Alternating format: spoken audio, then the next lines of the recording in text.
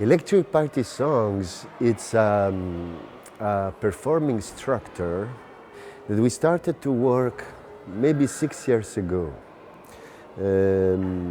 I asked my colleagues to create material based on a certain body of poetry. I didn't tell them what this poetry was, who was the author. It was Allen Ginsberg. And from these poems, my colleagues started to create something very, very alive. And I felt that there was a strong creative reservoir there to explore.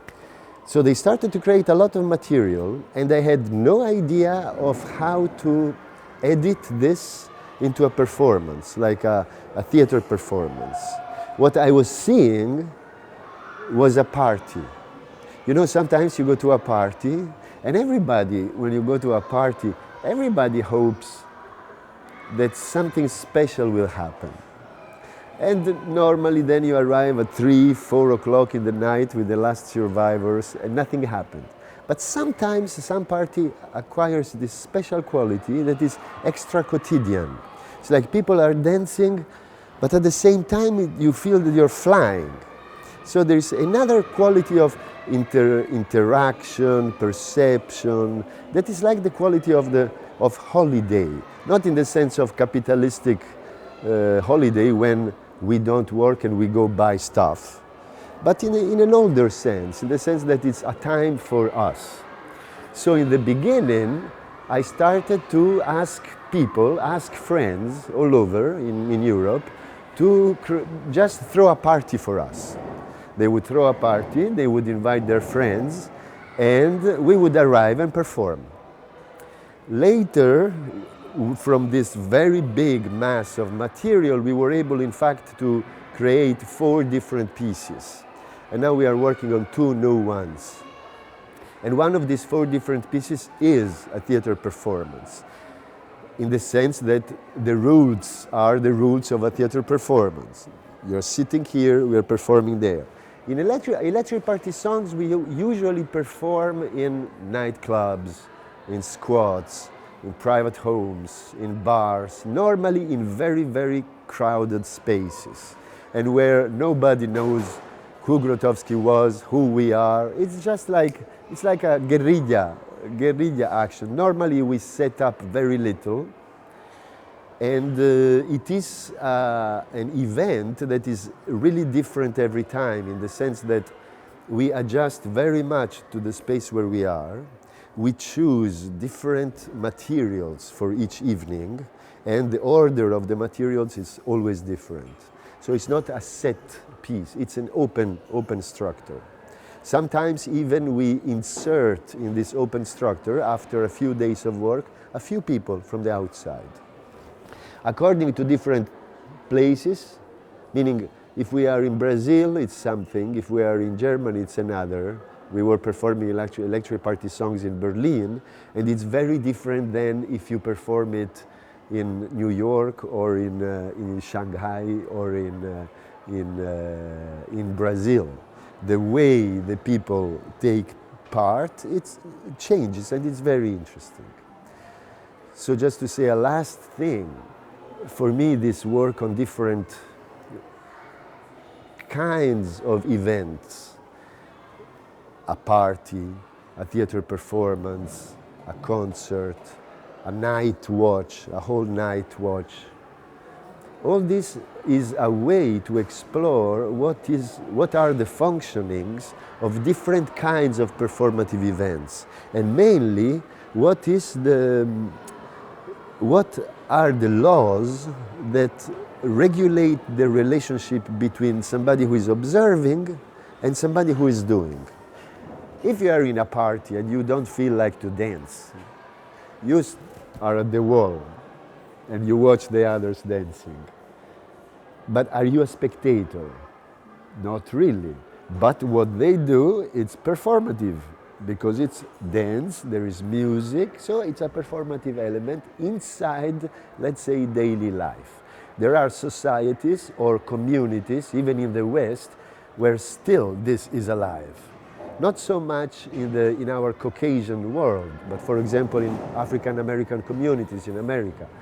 or Latinos communities in America. This is still very present.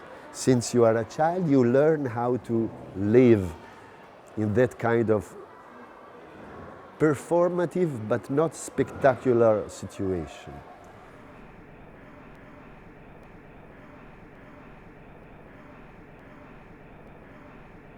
Everybody is allowed to do what they want. This cannot be really part of a program or a project. It really very much depends where you put the people. If, for example, in a theater performance you put the people in rows and there is a central stage, you suggest to them a certain kind of participation, a certain kind of passive participation. If you are in a cafe and the people is going to get they are going to get drinks, they are the waiters, so they have to pass in the middle of the area of action, then immediately the relationship is more fluid. In many places people join in, but it's not what we try to, we don't suggest this, we don't address directly the observer.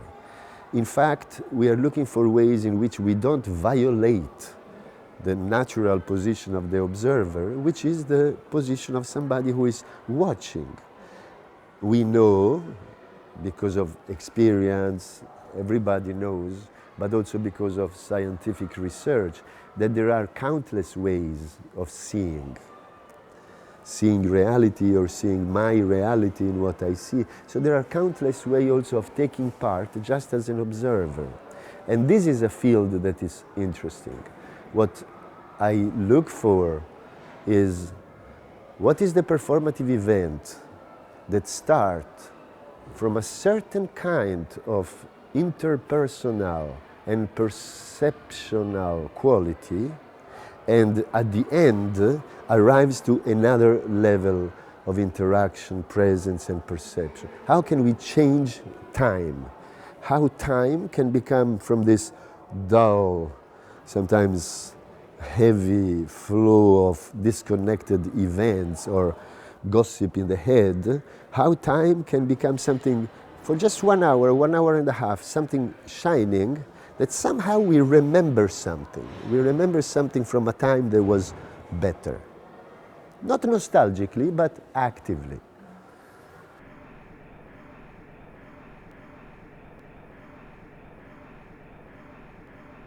Well, at the Workcenter we have now 2 teams. The 2 teams are directed, one by Thomas Richards, who is the artistic director of the Workcenter, and one by me. And I am the associated director of the Workcenter. In fact, Thomas and I work together like brothers since almost 30 years now. We met, we were little kids practically, with this old man who was teaching us how to work together, but not just for a project, but for like a lifetime. So this relationship is very strong, and his group is called Focused Research Team on Artist Vehicle. So it's focused. Our group is called Open Program, and I think these 2 titles a little bit reflect our different personalities. I thrive in confusion and chaos and change. I like it. So, and somehow I am looking for ways in which, just even for myself or for somebody next to me, I can make sense out of chaos. And sense out of chaos, I perceive, is something that has to do again with the relational aspect of our existence. We make sense to each other. I can't make sense by myself. I can go on a mountain and try to make sense by myself. It would just be ridiculous. So open program for several reasons. When I started this new branch at the Workcenter, when I started to invite new people, I was in a moment where I did not know what to do creatively. I was a little frustrated. I felt that something was needed and I did not know what was needed. So for a long time, my colleagues were I was telling them, okay, show me what is needed for you. And for months and months I was seeing very good material, very creative, but nothing that felt as needed now with the spirit of our times, or against the spirit of our times, or maybe catching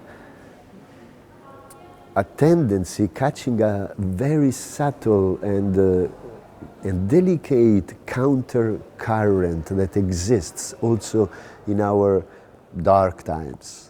There is something like this, also among very young people. We were talking the other day with Freddie, and I was saying, oh, a lot of young people now, they have no future or no hopes. And he said something with which I agree. He said, yes, but there is also this inquietude that is creative, and it's true, it exists. So I can see this in young people. And I would like to help them to get some kind of professional capacity in order to explore this inquietude.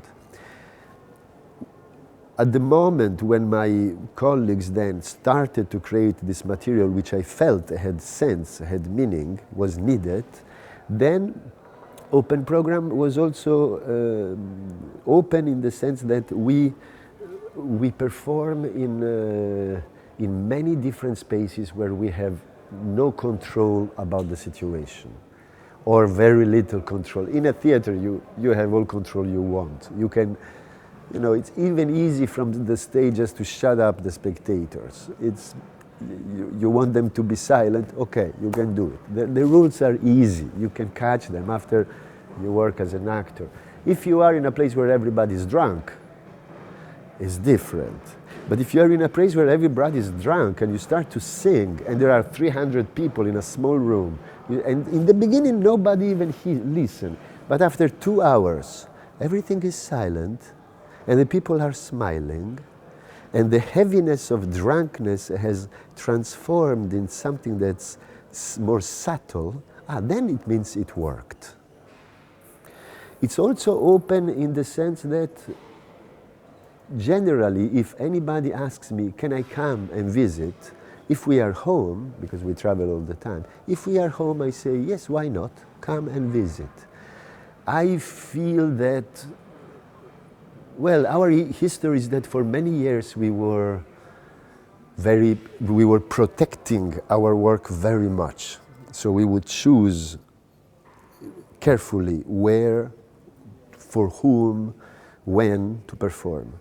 Now I feel that the times are different, and that in order to protect things now, it's almost as opposite as before. Now if you have a diamond, you have to put it in a very visible place, and nobody will see that's a diamond, so nobody will steal it.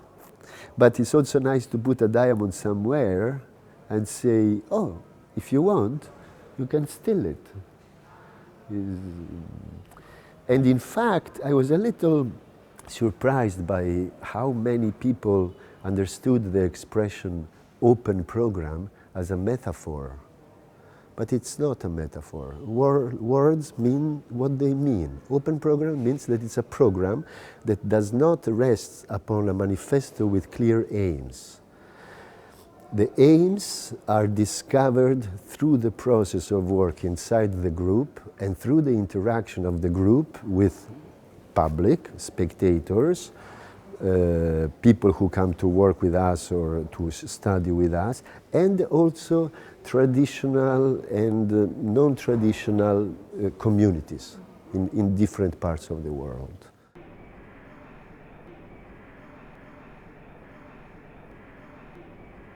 When I met Grotowski, I had spent a few years as a rebelling teenager in Paris without any money, just having lots of intense fun, thinking that I was doing something. I was doing theater and I was even good. Then one time I was back in Italy and I saw a conference by this man I didn't know, Grotowski. I was there absolutely by chance. And it was a big shock to hear him talk, to perceive the quality of his authority somehow. Meaning, even if I was an extremely rebellious young man, I had to say, wow, this guy for sure knows more than I do.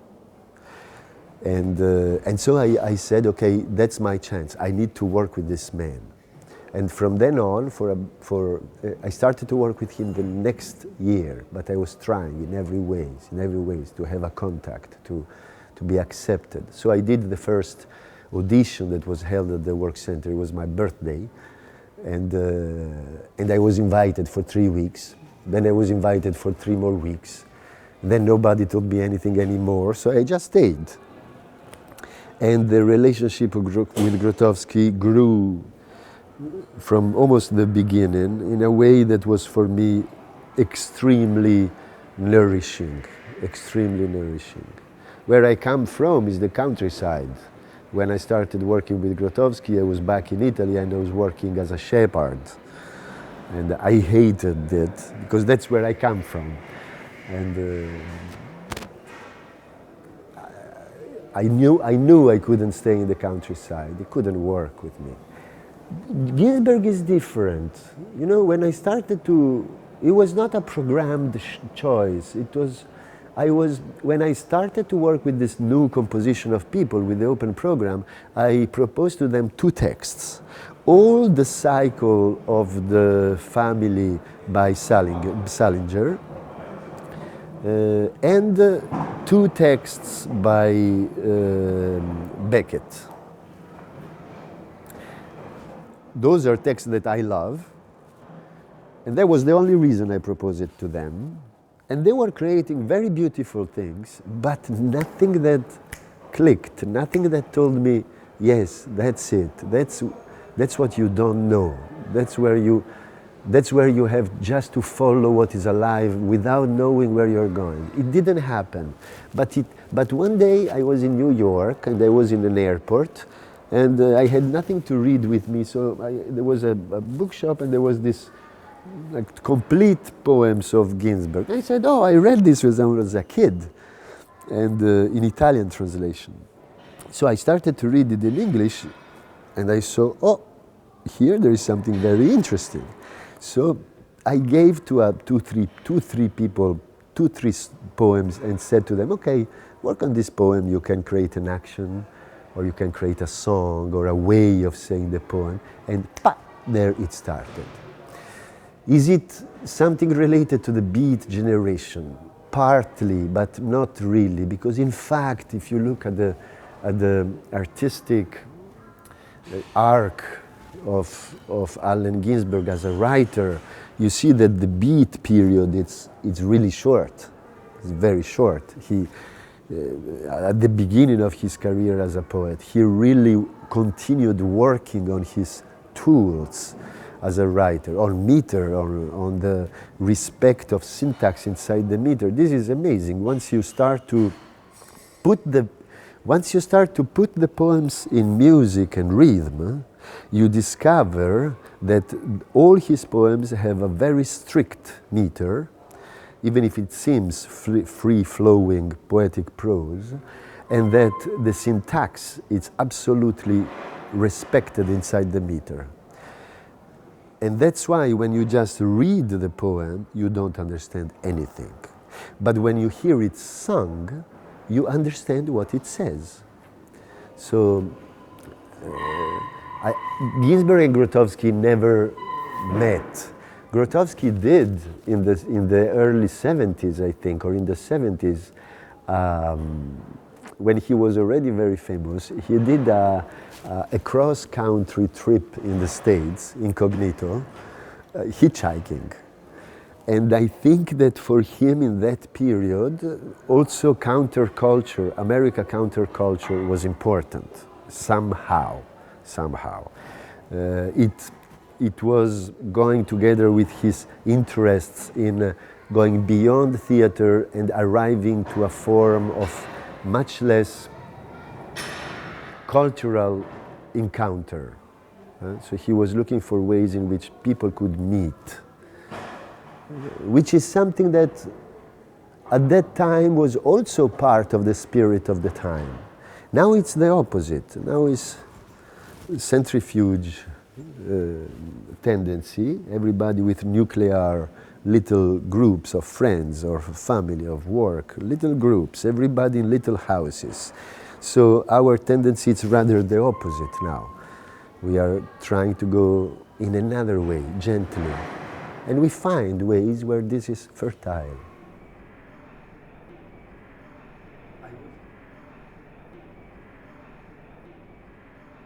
Okay, I have this hybrid position because I am a director, and the director has certain, normally quite silly expectations.